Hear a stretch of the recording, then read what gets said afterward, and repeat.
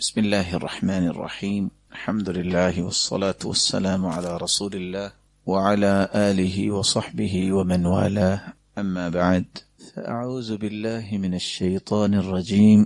بسم الله الرحمن الرحيم. لقد كان لكم في رسول الله أسوة حسنة لمن كان يرجو الله واليوم الآخر وذكر الله كثيرا. وقال عز من قائل: لقد من الله على المؤمنين إذ بعث فيهم رسولا من أنفسهم يتلو عليهم آياته ويزكيهم ويعلمهم الكتاب والحكمة وإن كانوا من قبل لفي ضلال مبين.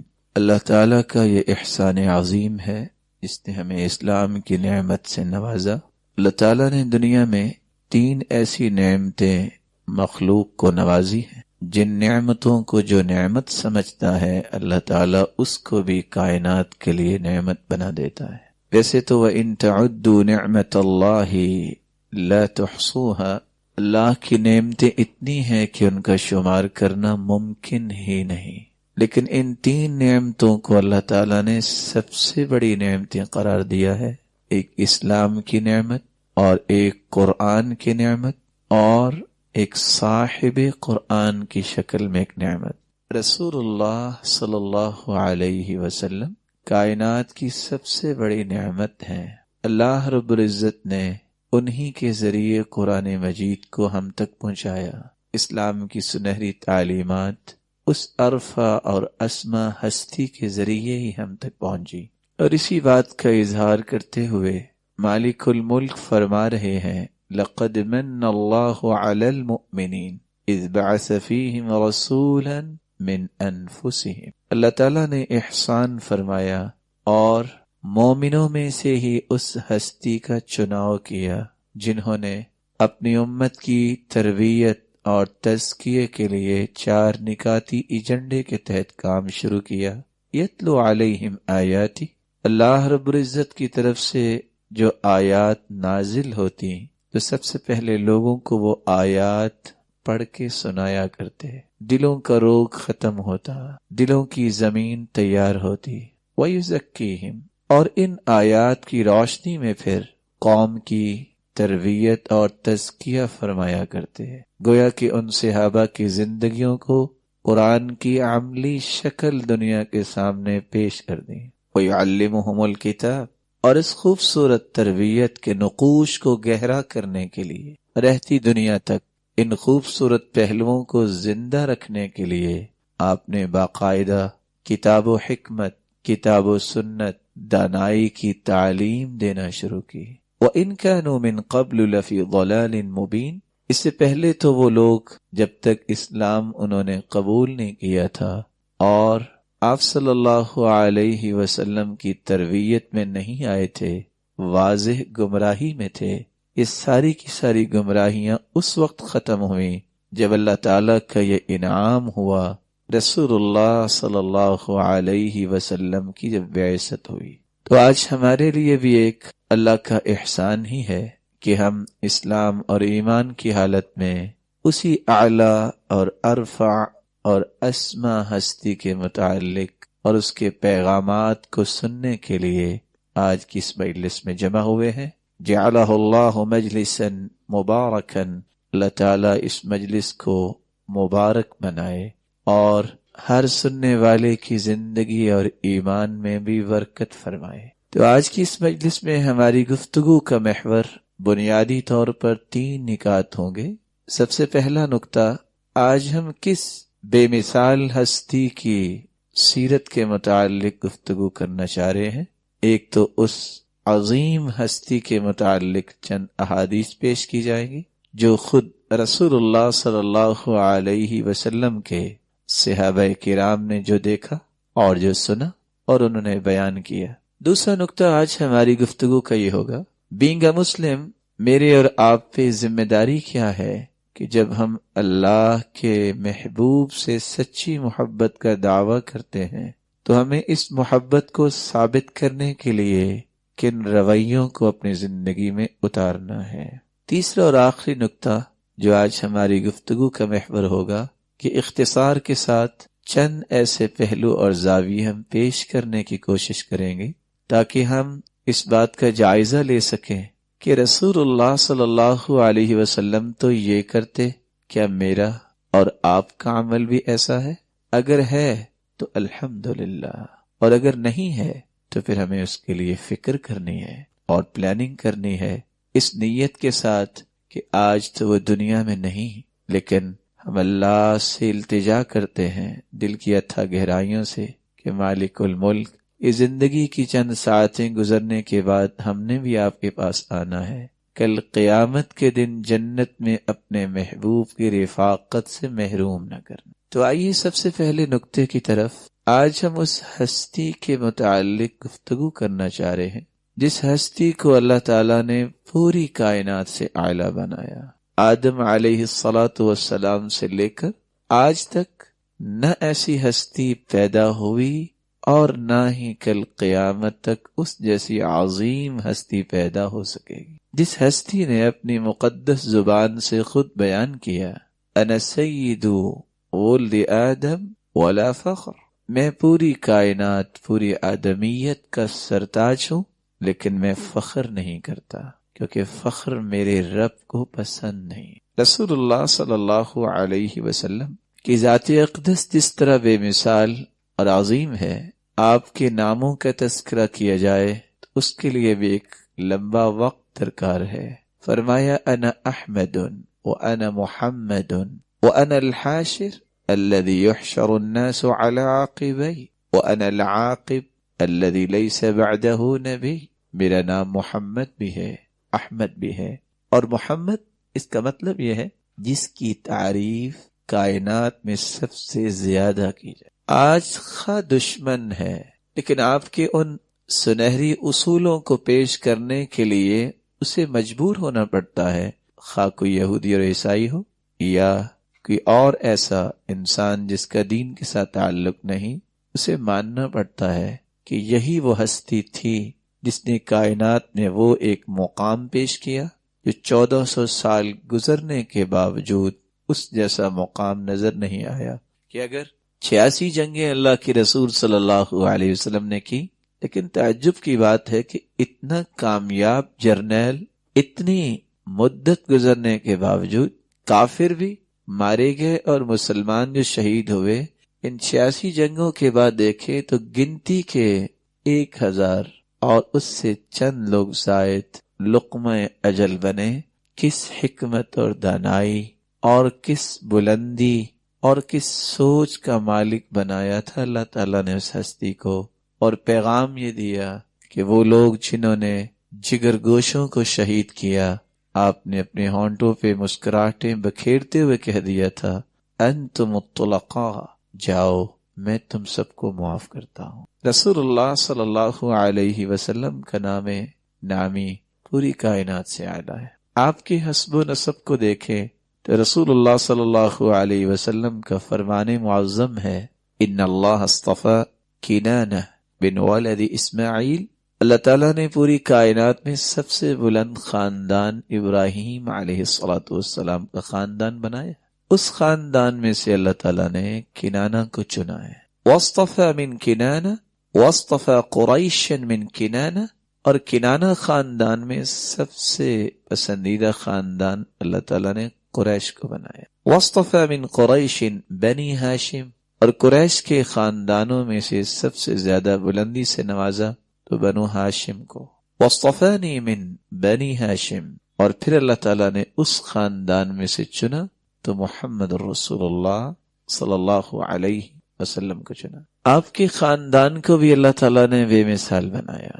آپ کے جسد اطہر کی اگر بات شروع کی جائے، اللہ تعالیٰ نے ایسی ہستی پیدا ہی نہیں۔ براء ابن عازب رضی اللہ تعالی عنہ فرماتے ہیں رسول اللہ صلی اللہ علیہ وسلم کو میں نے دیکھا، اللہ کی قسم آج تک میری آنکھ نے ایسا خوبصورت انسان دیکھا ہی نہیں۔ اور حسان ابن ثابت رضی اللہ عنہ ان کو یہ کہنا پڑا وَأَحْسَنَ مِنْكَ لَمْ تَرَ قَطُّ عَيْنِي وَأَجْمَلَ مِنْكَ لَمْ تَلِدِ النِّسَاءُ خُلِقْتَ مُبَرَّأً مِنْ كُلِّ عَيْبٍ کأنک قد خلقت کما یشاء.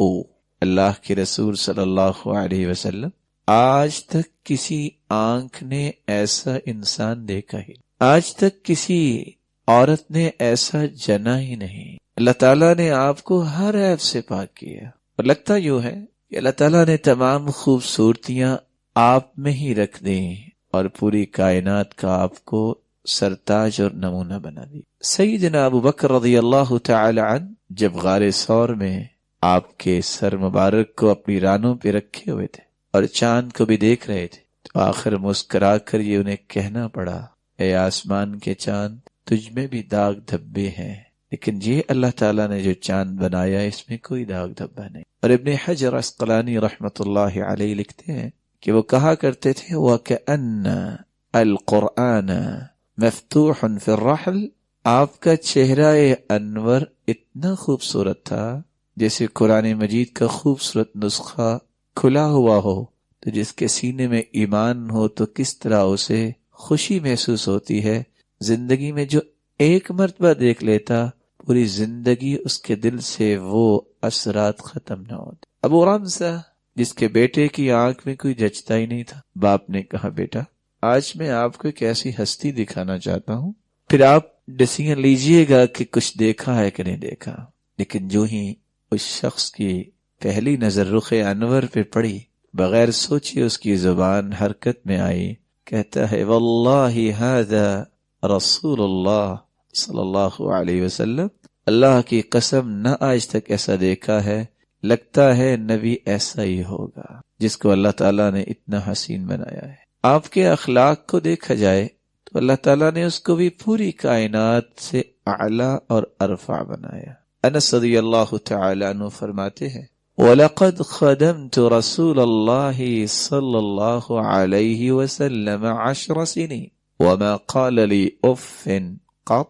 10 سال کا ایک طویل عرصہ میں نے آپ کی خدمت اقدس میں گزارا، لیکن 10 سال گزرنے کے باوجود ایک دن بھی اللہ کے رسول صلی اللہ علیہ وسلم نے، حالانکہ میں خادم تھا، مجھے اف تک نہیں کہا. ولا قال لی شیء فعلت لما فعلت هذا وهل فعلت كذا. اور یہاں تک نوبت نہیں آئی کہ مجھے آپ نے یہ فرمایا ہو کہ آپ نے یہ کیوں کیا، آپ نے یہ کیوں نہیں کیا. آپ کے جسد اطہر کی بات شروع کریں تو رسول اللہ صلی اللہ علیہ وسلم کے صحابی کی بات صحیح مسلم میں جو موجود ہے، وہ فرماتے ہیں لوگوں ما رأیتو، میں نے زندگی میں آج تک نہیں دیکھا. ارے کیا دیکھ لیا آپ نے؟ ما رأیت دیباجا ولا حریرا الین مسا من رسول اللہ صلی اللہ علیہ وسلم. آپ کے ہاتھ مبارک اتنے ملائم تھے کہ میں نے آج تک نہ موٹا ریشم دیکھا نہ باریک ریشم دیکھا. ریشم تو کیا، دنیا کی کوئی چیز آپ کے ہاتھوں کی ملائمت کا مقابلہ نہیں کرتی. ولا شممت عنبرا ولا مسكا قط اطيب من رائحة رسول اللہ صلی اللہ علیہ وسلم. آج بھی خوشبو کی بہت ساری قسمیں ہیں، لیکن سب سے پسندیدہ خوشبو عنبر اور مسک ہے، کستوری ہے. لیکن صحابی بیان کرتے ہیں کہ اللہ کی قسم میں نے نہ عنبر اور کستوری میں ایسی خوشبو آج تک پائی جو آپ کے جسد اطہر سے نکلنے والے پسینے کی خوشبو تھی. آپ کے حیا کی اگر بات شروع کی جائے تو صحابی بیان کرتے ہیں، صحیح مسلم کی روایت ہے، كان رسول اللہ صلی اللہ علیہ وسلم اشد حیاء من العذراء فی خدرها.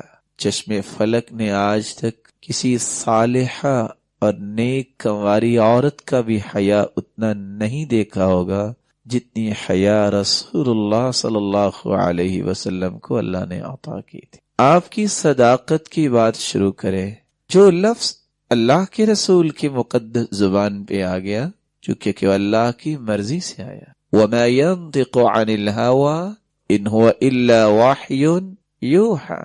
وحی کے بغیر آپ کی زبان اطہر حرکت ہی نہیں کرتی تھی. جو اللہ تعالیٰ نے اپنے محبوب کی زبان پہ کلمہ جاری کر دیا، اس سے بڑی صداقت دنیا میں بھیجی ہی نہیں. اتنی صداقت کہ کافر اگرچہ کافر تھا لیکن مجبور تھا کہ وہ کہے، جیسا کہ صحیح بخاری کی روایت ہے، کافرہ عورت ہے، خامد بھی کافر ہے اس کا، جب اس نے جا کے اپنی بیوی سے کہا کہ مجھے پتہ چلا ہے محمد صلی اللہ علیہ وسلم نے فرمایا ہے کہ وہ ہمیں قتل کریں گے، تو بیوی نے اپنا کھانا پکانا چھوڑا اور ایک ہی لفظ کہا، کون ہے؟ کافرہ، مشرکہ، اس کا ایمان نہیں ہے۔ کہتی ہے واللہ ما یکذب محمد ابدا، اللہ کی قسم محمد صلی اللہ علیہ وسلم نے پوری زندگی جھوٹ نہیں بولا، اگر انہوں نے کہہ دیا ہے تو پھر اپنی خیر مناؤ، پھر تم قتل ہو گئے۔ یہاں تک کہ اللہ کے رسول صلی اللہ علیہ وسلم نے ایک دن سیدنا علی رضی اللہ تعالی عنہ سے فرمایا، علی تم کل آنا، میں تم سے بات کروں گا۔ صحابہ کرام کے اندر ایمانی کیسی کیفیت تھی۔ سیدنا علی رضی اللہ تعالی عنہ گھر واپس آئے، کہتے ہیں فاطمہ رضی اللہ عنہا میں کل تک زندہ رہوں گا۔ سیدہ فاطمہ رضی اللہ تعالی عنہا کہتی ہیں وہی تو میرے والد پہ اترتی ہے، اور ان کا پیغام تو یہ ہے کہ نہ جانے آنکھ بند کی کھولوں گا کہ نہیں، اور آپ کل تک زندہ رہیں گے۔ مسکرا کے کہا فاطمہ بات بھی تو یہی ہے، وہ زبان اللہ کے حکم کے بغیر تو حرکت نہیں کرتی، آج اسی زبان اطہر سے یہ بات نکلی تھی، علی کل آنا میں تجھ سے بات کروں گا، اللہ مجھے کل تک زندہ رکھیں۔ آپ صلی اللہ علیہ وسلم کی صداقت، اگر اس پہلو کو شروع کیا جائے تو بغیر کسی مبالغے کے یہ موضوع اتنا طویل ہے کہ ختم نہیں ہو سکتا آج کی مجلس میں، لیکن میں ایک اشارہ دے کے اپنی بات کو جاری رکھوں گا۔ آپ نے فرمایا مدینے والوں، ایک ایسا وقت آئے گا جب مدینے میں ایک پہاڑ کو آگ لگے گی، اور بصرہ کے لوگ اونٹوں کی کوہانوں پہ بیٹھے ہوں گے اور ان کو یہ آگ نظر آئے گی۔ 656 ہجری میں واقعتاً مدینہ میں آگ لگی، اور یہ قیامت کی نشانی ہے، جو قیامت کی چھوٹی نشانی ہے، اور واقع لوگوں نے وہ آگ دیکھی۔ آج بھی حج عمرہ کرنے والے مدینہ جاتے ہیں، جبل حریق کے نام سے وہ پہاڑ بھی موجود ہے۔ آپ اس پہاڑ کے کسی بھی پتھر کو اٹھائیے، یوں لگتا ہے کہ آپ نے کاغذ اٹھا لیے، اور وہ پورے کا پورا پہاڑ جو ہے وہ جل گیا۔ اللہ کے رسول صلی اللہ علیہ وسلم نے جو کچھ زبان سے کہہ دیا وہ اللہ کی مرضی سے کہا۔ پوری کائنات کی صداقت جہاں ختم ہوتی ہے وہاں سرتاج رسول کی صداقت کا آغاز ہوتا ہے۔ آپ کی شجاعت کا اگر تذکرہ کیا جائے، کان اشجع الناس وکان اجود الناس، نہ چشم فلک نے اس جیسا بہادر کو دیکھا، نہ ہی چشم فلک نے آج تک اس جیسا سخی اور جواد دیکھا۔ وَلَقَدْ فَزِعَ أَهْلُ الْمَدِينَةِ ذَاتَ اللَّيْلَةِ، ایک رات مدینے والے سخت پریشان ہو گئے، اور یہ کون سا موقع تھا؟ جنگ خندق اور جنگ احزاب کا موقع، جب مدینہ کے چاروں طرف جو ہے دشمن اللہ کے رسول صلی اللہ علیہ وسلم اور آپ کے ساتھیوں کو کچلنے کا نظریہ لے کے مدینے پہ چڑھ دوڑے۔ جب آوازیں آئیں لوگ پریشان ہو گئے، باہر نکلے گھروں سے کہ دیکھیں کیا ہوا۔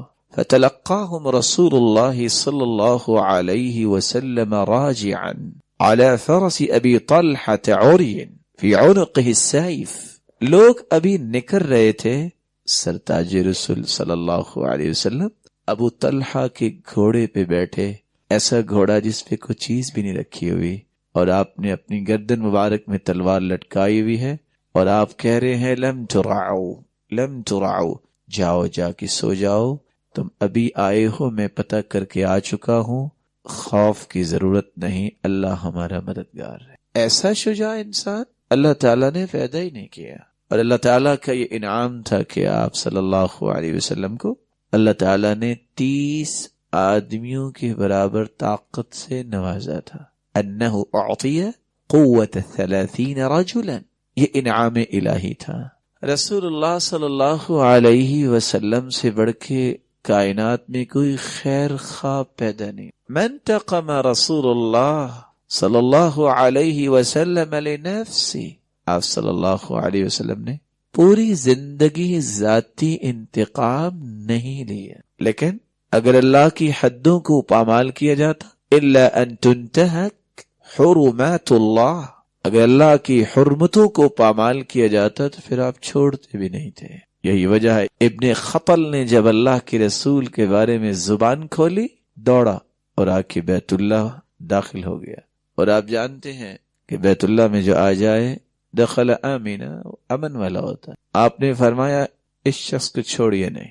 ایک صحابی آ کے بتاتے ہیں اللہ کے رسول تو بیت اللہ میں آ گیا، اس نے تو بیت اللہ کا غلاف پکڑ لیا. فرمایا اس کی یہاں بھی گردن اڑا دو. اللہ رب العزت کی ذات اقدس، رسول اللہ صلی اللہ علیہ وسلم کی ذات اطہر، جس شخص کا ان دو ہستیوں کے بارے میں خالق و مخلوق کے متعلق زبان صحیح گفتگو نہیں کرتی، اس کو چھوڑا نہیں کرتے تھے. اور یہی سبق ہے کہ آج ہم ذاتی رنجشوں کی وجہ سے تو 36 سال کسی سے نہیں بولتے، لیکن جب اللہ اور اس کے رسول کے تقدس کی بات ہوتی ہے تو ہمیں شیطان نے سوچ کے ڈالی چلو کوئی بات نہیں، اللہ خود اس کا بدلہ لے گا.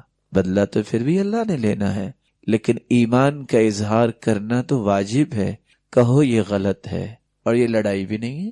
آپ صلی اللہ علیہ وسلم سے بڑھ کے کوئی خیر خواہ نہیں تھا. آپ نے فرمایا انا آخذ بحجزکم حلم عن النار، حلم عن النار. لوگوں میں تو ایسا ہی ہوں جس شخص نے آگ جلائی ہو اور پتنگے اس میں چھلانگے لگاتے ہیں اور ان کو ہٹاتا ہے کہیں جل نہ جائیں، تو میں بھی تمہیں پکڑ پکڑ کے کھینچتا ہوں کہیں جہنم کا ایندھن نہ بن جاؤ. فتغلبونی تقحمون فیہا، لیکن جب تم میری نافرمانی کرتے ہو، جب تم میری بات نہیں مانتے، تو گویا کہ تم جہنم کی آگ میں چھلانگیں لگاتے نظر آتے. اللہ رب العزت ہمیں اپنے محبوب کی رفاقت نصیب فرمائے. رسول اللہ صلی اللہ علیہ وسلم کی تعریف تو اتنی لمبی ہے، مکمل نہیں ہو سکے گی. میں اپنے دوسرے نقطے کی طرف منتقل ہوتا ہوں. بینگ اے مسلم، میری محبت اور آپ کی محبت کن چیزوں کا تقاضا کرتی ہے؟ میں کیسے ثابت کروں کہ میں سچا محب ہوں؟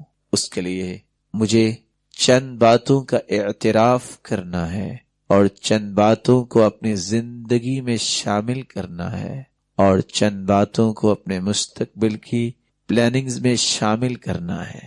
سب سے پہلی دلیل، میں اگر سچا محبت کرنے والا ہوں، الایمان بہ، الصادق بہ، وتصدیقہ فیما اتی بہ.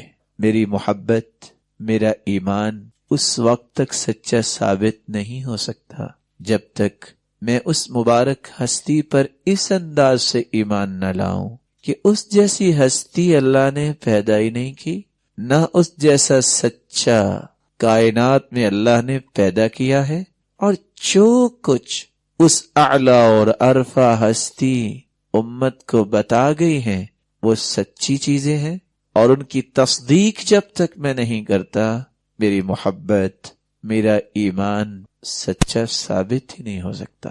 اس لیے اللہ رب العزت نے قرآن مجید میں اپنی مخلوق سے یہ کہا فَآمِنُوا بِاللَّهِ وَرَسُولِهِ وَالنُّورِ الَّذِي أَنزَلْنَا وَاللَّهُ بِمَا تَعْمَلُونَ خَبِيرٌ. فَآمِنُوا بِاللَّهِ، مومنوں کی ذمہ داری ہے سب سے پہلے اللہ پر ایمان لائیں، پھر اس کے محبوب پر ایمان لائیں، اور پھر قرآن مجید پر ایمان لائیں. اور ان تینوں شکلوں میں اگر آپ کا ایمان ہے، واللہ بما تعملون خبیر، اللہ تعالی خبردار ہے، وہ جانتے ہیں کہ آپ ایمان لائے کہ نہیں لائے. اللہ پر ایمان لانا، اس کا سادہ سا مفہوم یہ ہے کہ انسان کی زندگی کی ہر عبادت کا اگر مستحق ہے کوئی تو وہ ہے جس نے پیدا کی. اللہ کے رسول پر ایمان لانے کا مطلب یہ ہے کہ یہ بات سمجھی جائے کہ کائنات میں اگر کسی کو میں اپنے لیے رول ماڈل سمجھ سکتا ہوں تو وہ صرف ایک ہستی ہے، محمد الرسول اللہ صلی اللہ علیہ وسلم. اللہ کی کتاب پر ایمان لانے کا مطلب یہ ہے کہ میری زندگی کا دستور حیات اگر اللہ کی طرف سے کوئی آیا ہے تو وہ قرآن ہے. میری دانش، میری عقل، میرا لینتھ ایکسپیرینس وہ اس قابل نہیں کہ وہ دستور حیات بن جائے. میں اور آپ بھی اتنا نہیں اپنے بارے میں جانتے جتنا میرا اور آپ کا خالق و مالک ہمارے بارے میں جانتا ہے. تو جو اس کی طرف سے دستور بن کے آیا ہے اس کو اپنی زندگی میں اس انداز سے اتار لینا کہ اس کی روشن تعلیمات کی روشنی میں ہی اپنی زندگی کے زاویوں کو ترتیب دیا جائے۔ تو دوسرے نقطے کی پہلی جو شق میں نے پیش کی، بینگ اے مسلم میری اور آپ کی ذمہ داری ہے کہ اگر ہم اللہ کے رسول سے سچی محبت کرتے ہیں تو ہمیں دو باتوں کا اقرار کرنا ہے۔ پہلی بات، اس سے عظیم انسان نہ آج تک آیا ہے نہ قیامت تک آئے گا۔ دوسری بات، جس طرح یہ ذات کے اعتبار سے بے مثال ہستی ہیں، اس طرح ہر بات کے اعتبار سے بھی بے مثال ہیں۔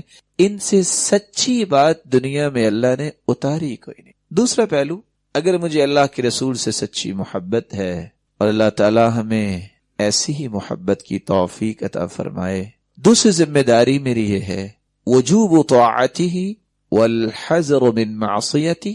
محب اپنے محبوب کی ایک ایک ادا پہ زندگی لگانے والا ہوتا ہے۔ سچی محبت کرنے والے کو اس کی اطاعت کرنا، اس کی اتباع کرنا اور اس کی فرما برداری کرنے کو اپنی زندگی کا شعار بنانا ہے۔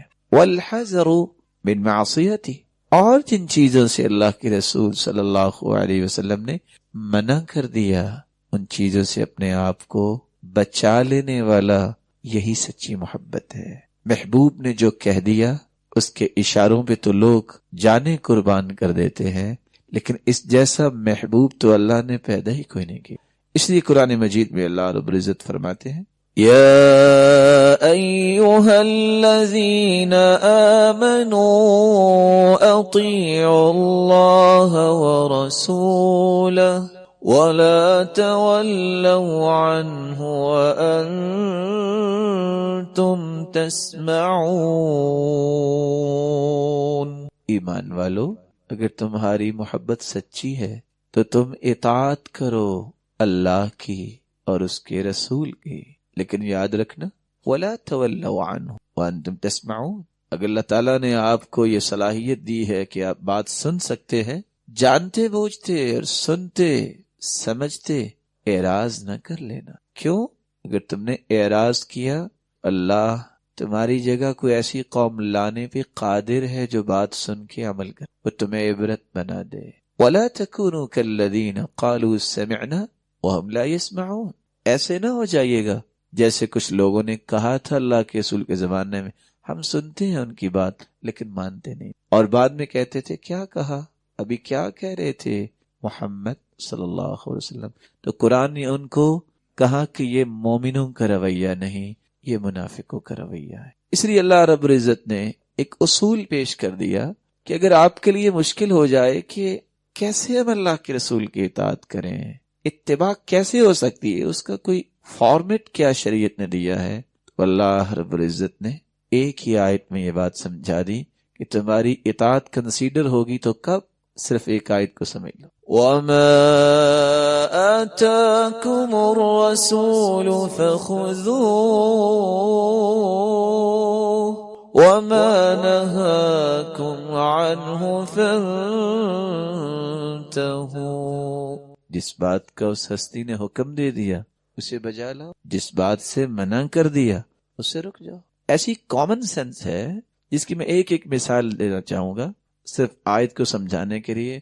آپ نے جب حکم دے دیا کہ تمہیں اللہ کا قرب ملے گا تو عبادت کرنی پڑے گی۔ اطاعت کیا ہے؟ میری زندگی کا ٹکڑے ہو جائے میں 5 نمازیں نہیں چھوڑوں گا۔ وَإِن قُطِعْتَ أَوْ حُرِّقْتَ، صحابی کو فرمایا میرے صحابی تجھے جلا دیا جائے، تیرے ٹکڑے کر دیے جائے، نماز نہ چھوڑ۔ اس بات میں نو ڈاؤٹ کہ چوری بہت بری عادت ہے، گناہ ہے، لیکن نماز چھوڑنا اس سے بھی بڑا گناہ ہے۔ نو ڈاؤٹ کہ کرپشن حرام ہے، لیکن نماز نہ پڑھنا اس سے بھی بڑا گناہ۔ اس بات میں کوئی دو رائے نہیں ہے کہ ظلم کرنا حرام ہے، کہ نماز نہ پڑھنا یہ اس سے بڑا حرام۔ اطاعت یہ ہے کہ جب اللہ کے رسول صلی اللہ علیہ وسلم نے کہہ دیا، کیونکہ اللہ کے رسول ہی ایک ذریعہ ہے نا وحی کا، ان کے پاس ہی وحی آئی، تو بینگ اے مسلم مجھے کچھ بھی ہو جائے 5 وقت کی نماز پہ کوئی کمپرومائز نہیں۔ آپ نے جب منع کر دیا ہے،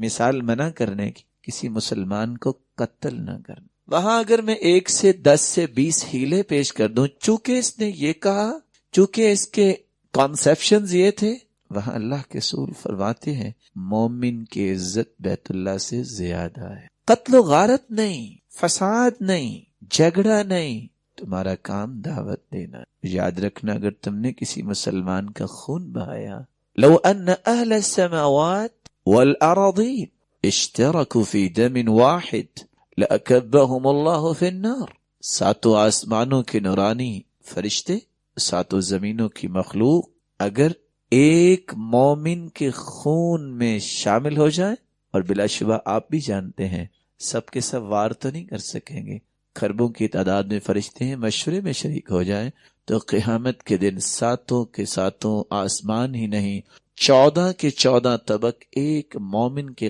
قتل کی وجہ سے اللہ جہنم میں پھینک۔ بینگ اے مسلم، مجھے جہاں عبادت بجا لانی ہے وہاں اس مشن کو سمجھنا ہے کہ سب سے زیادہ امن کی دعوت دی ہے تو اللہ کے رسول، خیر خواہ مجھے بننا ہے، اسے مسلمانوں کا احترام کرنے والا بننا، قتل و غارت نہیں۔ یہ بہت بڑا ظلم ہے۔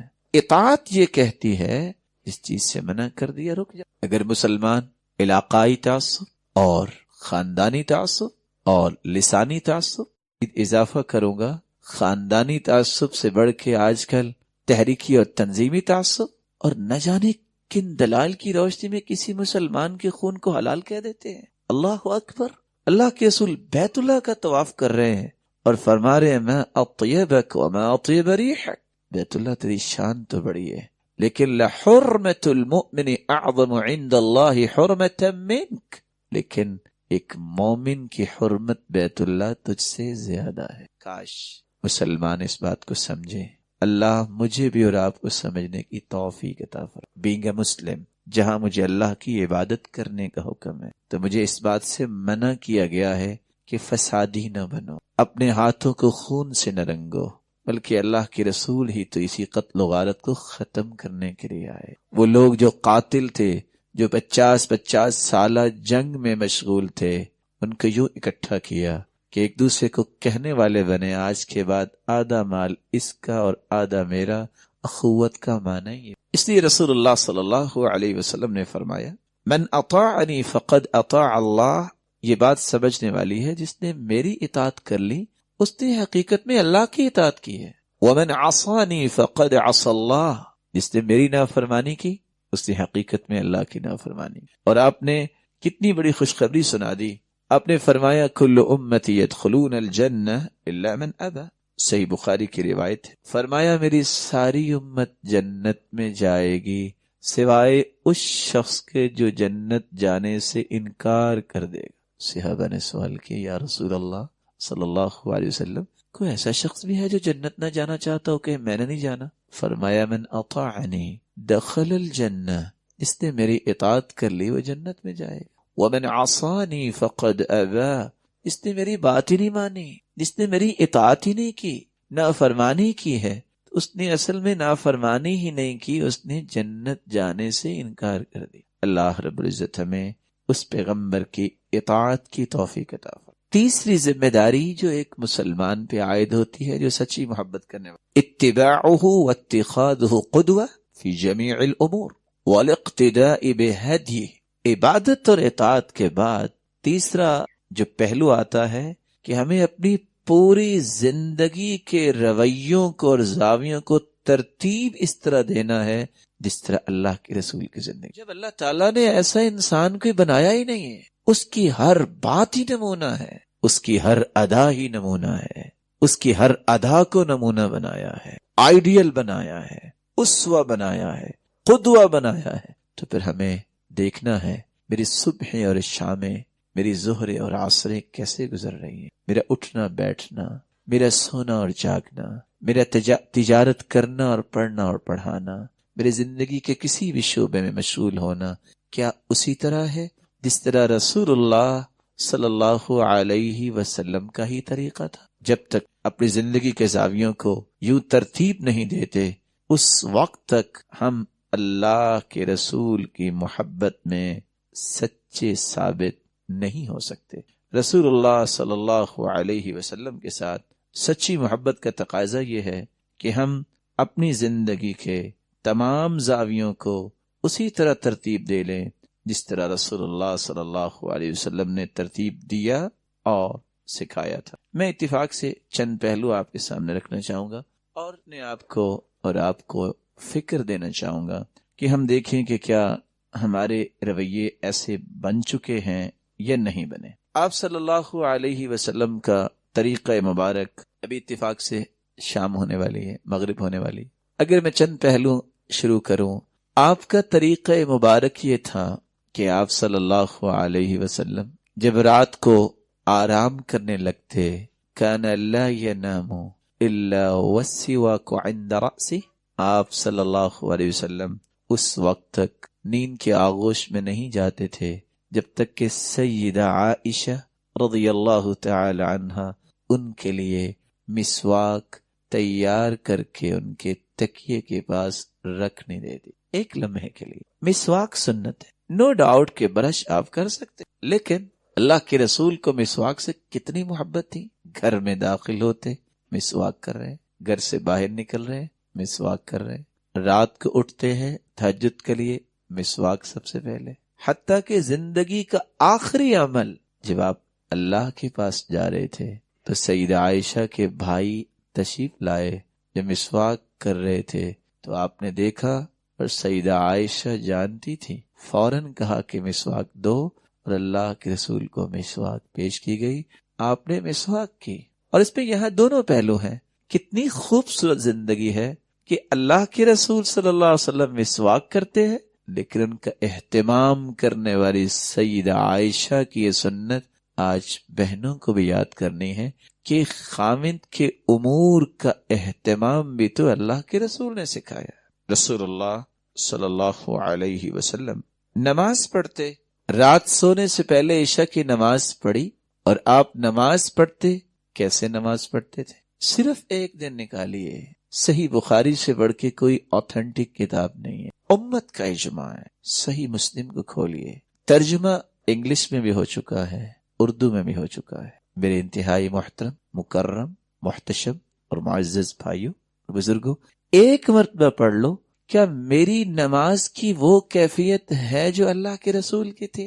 کمپیریٹیولی چیک کیجیے، کہیں یہ میری زندگی کی عبادتیں رائے گاں تو نہیں جا رہی؟ اور حدیث یہ کہتی ہے ان الرجل لیصلی 60 سنہ، ایک انسان 60 سال نماز پڑھتا ہے، وما تقبل له صلاۃ، لیکن قیامت کا دن ہوگا ایک بھی نماز اس کی قبول نہیں۔ کیا ہوا؟ کیوں قبول نہیں؟ 60 سال اٹ مینز کہ اس کے 60 سال اگر نماز ہے تو 10 سال پہ ہی نماز اس پہ واجب ہوئی، 7 سال پہ شروع کرتا ہے، 10 سال پہ مار کے بھی پڑھانی چاہیے، گویا کہ 70 سال اس کی عمر ہوئی، کیوں اس کی نماز قبول نہیں ہوئی؟ لعلہ یتم الرکوع ولا یتم السجود ولعلہ یتم السجود ولا یتم الرکوع، یہ نہیں کہا کہ اس نے کچھ پڑھا ہی نہیں ہے، اس کا وضو ہی نہیں ہے، بلا شبہ وضو نہیں ہے تو نماز تو ہوتی نہیں۔ یہ تو صحیح بخاری کی روایت ہے نا، لا صلاۃ لمن لم یقرأ بفاتحۃ الکتاب، جو سورۃ الفاتحہ نہیں پڑھتا اس کی نماز نہیں ہوئی۔ یہاں اور مسئلہ آ گیا، ہو سکتا ہے اس نے رکوع مکمل نہیں کیا، سجدہ مکمل کیا، یا سجدہ اس نے مکمل نہیں کیا، رکوع مکمل کیا۔ کیفیات کہ میں ایک وقت نکالتا ہوں نماز کے لیے، مجھے رسول اللہ صلی اللہ علیہ وسلم کی اس کیفیت کو اختیار کرنا۔ کیوں اختیار کرنا ہے؟ تاکہ میری یہ عبادت قبول ہو جائے۔ دو ہی باتیں ہیں اور بڑی کامن باتیں ہیں، اللہ تعالیٰ نے دو ہی سوال کرنے ہیں، ماذا اجبتم المرسلین، دنیا میں تم نے عبادت کس کی؟ اللہ کی۔ عبادت کا طریقہ کس کا لیا؟ محمد رسول اللہ صلی اللہ علیہ وسلم۔ ہمیں پوجنا ہے تو اللہ تعالیٰ کو، اور پوجنے کا طریقہ پوچھنا ہے تو محمد رسول اللہ صلی اللہ علیہ وسلم۔ کوئی کچھ کہہ دے، کوئی بات نہ کرو، کہو اللہ آپ کو سلامت رکھے، لیکن مجھے اتنا صرف بتا دو کہ اللہ کے رسول نے ایسا کیا۔ کوئی کہہ دے تمہیں پتہ نہیں فلاں کتنا بڑا ہے، کہو میں بھی مانتا ہوں وہ بڑا ہے، لیکن محمد سے بڑا نہیں۔ کوئی غصے میں آ کے بھی آپ کو کہہ دے اچھا تم کیا سمجھتے ان کو کچھ نہیں آتا تھا؟ نہیں، ہم نہیں سمجھتے، ہم سمجھتے ان کو آتا تھا لیکن محمد سے زیادہ نہیں آتا۔ کوئی یہ کہہ دے اچھا وہ اتنے بڑے جو ہیں وہ پھر غلط کہہ رہے ہیں، تو نہیں، ہم یہ نہیں کہتے، لیکن کیا اللہ کے رسول سے بھی کوئی صحیح کہہ سکتا ہے؟ آپ چیک کیجئے کہ اس وقت میری محبت کا انداز کیا ہے۔ جب میں نے کہہ دیا کہ اللہ کے رسول سے کوئی بلند نہیں، تو مجھے ثابت بھی کرنا ہے کہ اس سے کوئی بلند۔ اللہ مجھے اور آپ کو توفیق۔ رسول اللہ صلی اللہ علیہ وسلم کا طریقہ مبارک تھا، نماز سے ذرا وضو کی طرف آ جائیے۔ میں بڑے ہی ادب سے گزارش کروں گا، میری ان باتوں پہ تھوڑی سی توجہ کیجیے گا۔ میں آپ کا بھائی ہوں اور میری اللہ سے دعا ہے اللہ ہمیں جنت میں بھی جمع فرمائے۔ ہم جس بہت بڑے عظیم مقصد کے لیے جمع ہوئے ہیں وہ ہے رسول اللہ صلی اللہ علیہ وسلم کی یاد اور ان کے رویوں کو اپنی زندگی میں اتارنے کے پیغامات سمجھنے کے لیے۔ وضو کی طرف آئیے۔ ہم جب وضو کرتے ہیں کبھی ہم نے سوچا کہ میرا وضو اللہ کے رسول جیسا وضو ہے؟ اور اگر میں یہ کہہ دوں تو مجھے امید ہے کہ آپ کو پسند ہی آئے گا۔ کبھی میں نے اپنی گھر والی کا اور اپنی بیٹی اور بیٹے کا وضو چیک کیا کہ میری اولاد یونیفارم میں تو غلطی کرے، ہم کہتے بیٹا یوں نہیں، آپ نے جوتا کیسے پہنا، بیٹا آپ نے قلم کہاں لگا لیا، بیٹا آپ یہ کیسے چل رہے ہیں آپ۔ کبھی ہم نے گھر بیٹھے ان کا وضو بھی چیک کیا۔ کبھی ہم نے کہا بیٹا آپ اتنے زیادہ پڑھ گئے ہو، آج ذرا مجھے نماز تو پڑھ کے سناؤ، تم کیسے کھڑے ہوتے ہو، رکوع کیسے کرتے ہو، آپ کا سجدہ کیسے ہے، ہاتھ کہاں رکھتے ہیں۔ ہمیں تو اللہ نے پیدا اس لیے کیا، اور اس کا یہ قطعاً مطلب نہیں کہ آپ پڑھائی نہ کریں، اللہ آپ کی اولادوں کو پی ایچ ڈی کروائے، لیکن اصل مشن کو چھوڑ کر ہمیں اللہ کے رسول کے زاویوں کو اپنے گھر کے ایک فرد میں لانا ہے، احترام سے، نرمی سے اور پیار سے۔ لیکن کب؟ جب ہم کچھ کریں گے۔ یہ کیسی اولاد ہم اس کی پرورش کر رہے ہیں کہ اس کے نام کے کتنے اکاؤنٹس بھی کھول دیتے ہیں اور کیا کچھ لگا دیتے ہیں، اور جب انسان فوت ہو جائے تو اس کو پتہ ہی نہ ہو کہ غسل دینے کا طریقہ کیا، اس کو پتہ ہی نہ ہو کہ میں نے دعائیں کون سی پڑھنی ہے، وہ جنازہ ہی نہ پڑھا سکے میرا اور آپ کا۔ وضو کرتے وقت اللہ کے رسول صلی اللہ علیہ وسلم کا طریقہ یہ تھا، اور مجھے امید ہے آپ تو ماشاءاللہ بڑے اچھے طریقے سے وضو کرنے والے ہوں گے۔ سب سے پہلے کیا کام کرتے ہیں ہم وضو کرتے وقت؟ نہیں، سب سے پہلے تو انسان نیت کرتا ہے نا کہ میں وضو کرنے لگا ہوں، اور پھر بسم اللہ پڑھتا ہے، اور اس کے بعد میں آپ کا بھائی محسوس نہ کیجیے، ہمیں مل کے انشاءاللہ سمجھنا، اور اس کے بعد ہمیں کیا کرنا ہوتا ہے؟ ہاتھ کو دھوتے ہیں، اور ہاتھوں کو کہاں تک دھوتے ہیں؟ کلائیوں تک، اور اس کے بعد ہمیں یہ انگلیاں ایک دوسرے میں داخل کر کے خلال کرنا ہوتا ہے۔ اور میں پتہ یہ بات کیوں لے آیا اچانک میں، وضو انسان خوبصورت طریقے سے کر لے تو انسان کی آنکھوں کے گناہ، ہاتھوں کے گناہ، پاؤں کے گناہ، حتیٰ کہ تحت اظفاری، ناخنوں کے نیچے بھی چھپے ہوئے گناہ اللہ تعالیٰ بالکل دھو کے انسان کو پاک صاف کر۔ یہ وضو معمولی چیز نہیں ہے۔ اس کے بعد خلال تو کر لیا، اس کے بعد کیا کر؟ کلی کرنا۔ بارک اللہ فیکم۔ کیسے کلی کر؟ دنیا جہان کی گتھیاں سلجھانے کے لیے آپ عوام کو دیکھیں گے، آپ کسی دن 100 لوگوں کو جمع کریں، ان سے کہیں میرے پیارے بھائیو مجھے وضو کا طریقہ بتا دیں، آپ 100 لوگ آپ کو الگ الگ رائے دیں گے۔ کیوں؟ ہماری توجہ نہیں ہے۔ اس مہینے میں اگر ہم یہ سمجھتے ہیں، حالانکہ ہمیں ایسا نہیں سمجھنا چاہیے کہ اس مہینے میں ہمیں لاکھ کیا کروڑوں روپے لائٹوں پہ لگانے ہیں، تو ہمیں یہ بھی سمجھنا چاہیے نا کہ اس ہستی کی ادائیں کیا تھیں۔ کبھی اس پہ بھی ورک شاپ لے لیں، کبھی اس پہ ورک شاپ دے دیں، کوئی کتاب پڑھ لیں، اللہ کے رسول کے رویے کیسے، اس ہستی کی یادیں پڑھیں۔ یہ بھی تو میں کر سکتا ہوں نا، کہ مجھے صرف اپنی دھن میں کام کرنا ہے کہ بس کھانا اچھا ہونا چاہیے، اور دن یہ ہے کہ کچھ موسیقی کا بھی بندوبست ہونا چاہیے، چلو لوگ کہیں کیا کمال کا انہوں نے اہتمام کیا ہے۔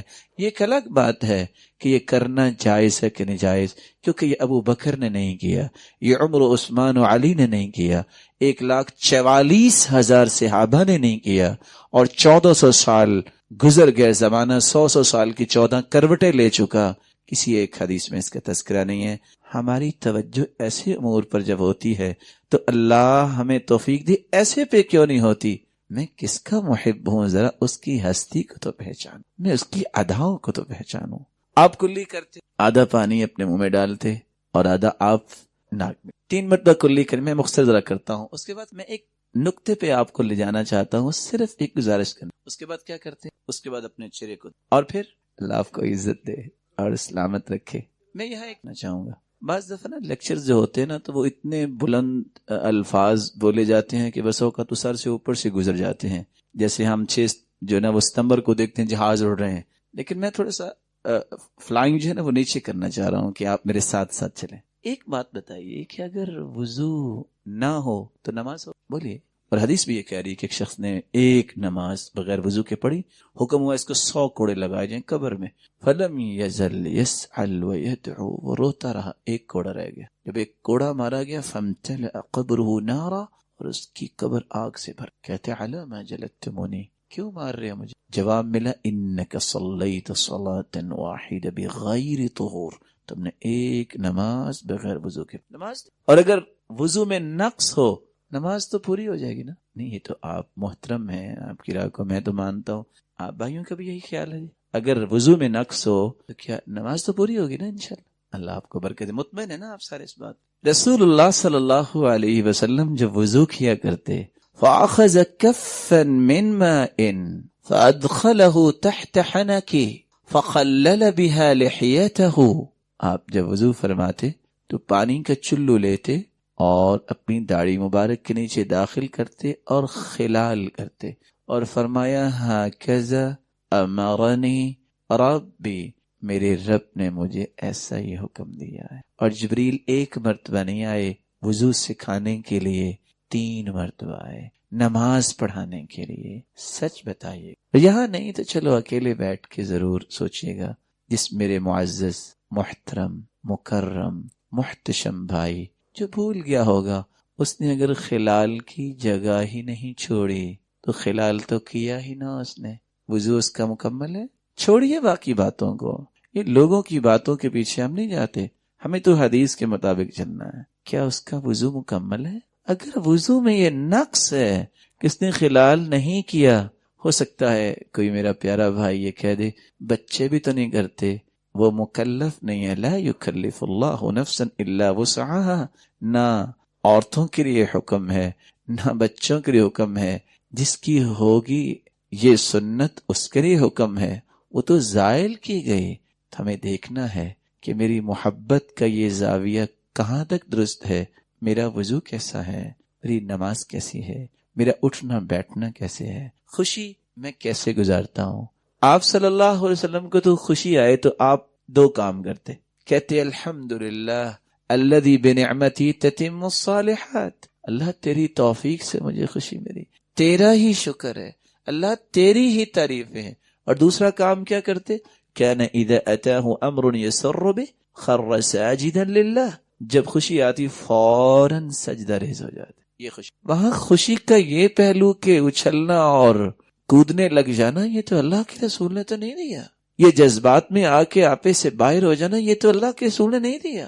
اور آپ کو بھی غم آتا، ابھی آپ کو فکر لائق ہوتی تو آپ اس وقت بھی کیا کرتے؟ کان اذا حزبہ امر صلی، آپ فوراً نماز پڑھتے، اللہ کے سامنے گرتے، کیونکہ مشکلیں آسان کون کرنے والا ہے؟ اللہ ہے.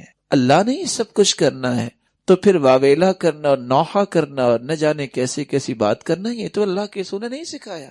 آپ نے چلنے کا بھی طریقہ سکھایا. آپ جب چلتے کأنہ یتوکا، ایسے اپنے سر مبارک کو جھکا کے چلتے جیسے کوئی ٹیک لگا کے چل رہا ہے.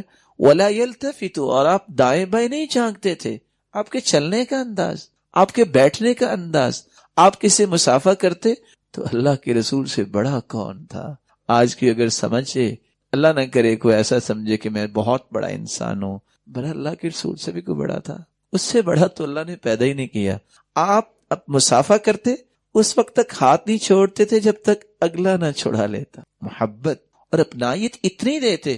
اور میں تو حیران ہوں، ما من مسلمین یلتقیان فیتصافحان الا غفر لهما قبل ان يتفرقا. مسلمان جب مسلمان سے ملتا ہے، مسافہ کرتا ہے احترام اور محبت سے، دونوں کے ہاتھ جدا بعد میں ہوتے ہیں، دونوں کے گناہ اللہ پہلے معاف کر چکے ہوتے. اتنا پیارا عمل.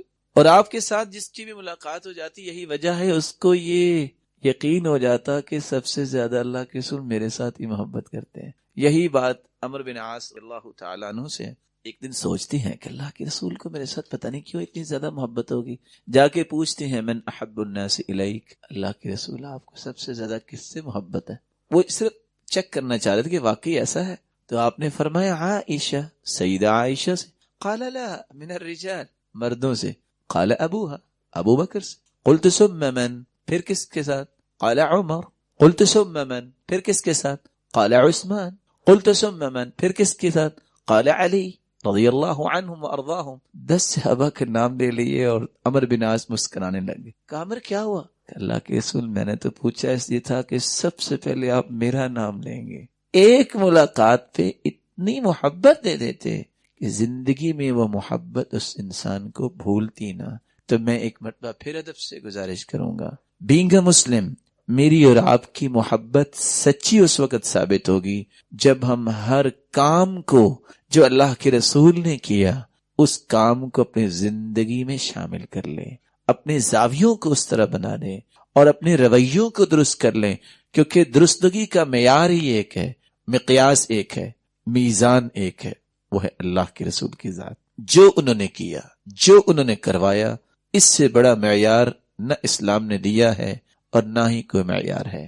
چوتھی ذمہ داری میری اور آپ کی سچی محبت اس وقت ثابت ہوگی محبته اکثر من الاہل والولد والوالد والناس اجمعین، جب ہم اللہ کے رسول صلی اللہ علیہ وسلم سے محبت اپنی اولاد سے زیادہ، اپنے والدین سے زیادہ، پوری کائنات سے زیادہ، بلکہ اپنی جان سے بھی زیادہ کریں. اب کیسے پتہ چلے گا؟ اس وقت پتہ چلے گا جب اللہ کے رسول کا فرمان آئے تو آڑے آ جائے، ماں باپ ناراض ہو جائیں گے. جب اللہ کے رسول کا ایک حکم آ گیا، حکم کیا ہے؟ نماز پڑھو.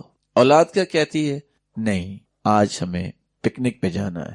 وہاں پتہ چلے گا کہ آپ نماز پڑھتے ہو کہ بچوں کی باتوں میں آتے ہو. اللہ کے رسول نے حکم دیا کہ تم نے یوں کام کرنا ہے. وہاں خاندان، معاشرہ، دنیا کہتی نہیں، ٹرینڈ یہ نہیں ہے، آپ کو یوں ہی کرنا ہے. وہاں پتہ چلتا ہے کہ میں کس سے محبت کر رہا ہوں. رسول اللہ صلی اللہ علیہ وسلم سے سچی محبت کی دلیل یہ ہے جو آپ صلی اللہ علیہ وسلم نے فرمایا، والذی نفسی بیدی لا یؤمن احدکم حتی اکون احب الیہ من والدہ وولدہ والناس اجمعین. اس وقت تک کوئی سچا مومن نہیں ہو سکتا جب تک میں اس کے نزدیک اس کی اولاد، اس کے والدین اور اس کی جان اور پوری کائنات سے زیادہ محبوب نہیں بنے. اس لیے اپنی محبتوں کو قربان کرنا پڑے گا، اپنے نظریات کو قربان کرنا پڑے گا اللہ کے رسول کی محبت پر اور اس ہستی کے نظریات پر. یہی وجہ ہے کہ صحابی، آپ سوچ سکتے ہیں کہ ادھر حکم آ گیا اور شادی ہوئی ہے اور وہ حکم کو بجا لاتے ہوئے جا کے شہید ہو گئے. ہو سکتا ہے کہ اتنا بڑا مالدار انسان عبد الرحمن بن عوف، جب حکم ہوا ہے کہ ہجرت کرنی ہے، بیوی بچے مال چھوڑ کے مکہ سے آئے اور کہا عبد الرحمن بن عوف کیا لے کے آئے ہو؟ کہا سب کچھ لوٹا کے آ گیا ہوں، صرف ایمان لے کے آیا ہوں. فرمایا نہیں، سب کچھ لے کے آ گئے ہو. اگر ایمان لے آئے ہو تو سب کچھ لے کے آ گئے. اور میں بھی حیران ہوں، اللہ کی قسم، دلائل تو بڑے پڑے اور حدیث کہ شخص نے چند وہ مکھن کی ٹکیاں لے کے آئے. اللہ نے اتنا اس کو ایکسپیرینس دیا تھا عبد الرحمن بن عوف رضی اللہ تعالیٰ عنہ کو. جب ان کی مواخات قائم ہوئی ہے سعد کے ساتھ تو سعد نے کیا کہہ دیا؟ صحیح بخاری کی روایت ہے. اللہ اکبر. علمت الانصار انی اکثرهم مالا، قریشی جانتے ہیں کہ میں سب سے زیادہ مالدار ہوں، آج کے بعد آدھا مال اس کا آدھا میرا. اور وہ کیا کہہ رہے؟ جزاک اللہ خیر دلنی علی السوق. نہیں مال مجھے نہیں چاہیے، مجھے بس بازار کا رستہ بتا دو، بازار کے سائڈ پہ. کہ اللہ کے رسول آپ نے میرا بھائی بنا دیا، میں اپنی ایک بیوی کو طلاق دیتا ہوں، یہ شادی کر لیں. سبحان، کیسے ان کے پیارے دل تھے لوگوں کے.